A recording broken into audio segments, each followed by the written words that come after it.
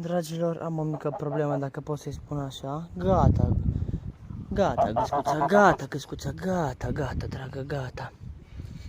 Gata, că nu fac niciun rău, gata. Găscuța asta, gata, frumușica, gata, gata, uite la mine, că nu fac nimic.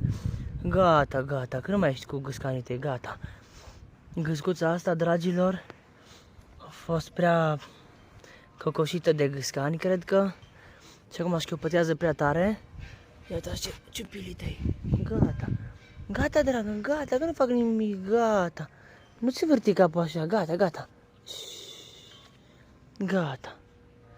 Gata, dragă, gata. Că nu fac nimic, că uitați, dragilor, ce ciupilii tăi. Și la fund în spate, gata. Gata, găscuța frumoasă mea.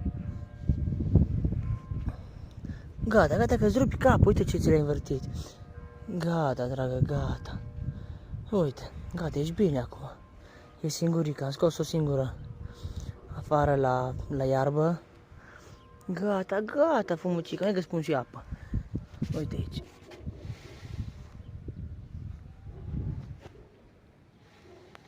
Uite, bea pizza, hai. Gata, gata. Uite, ia pizza, ia, hai.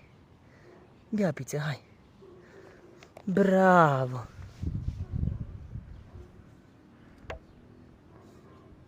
Bravo, draga mea.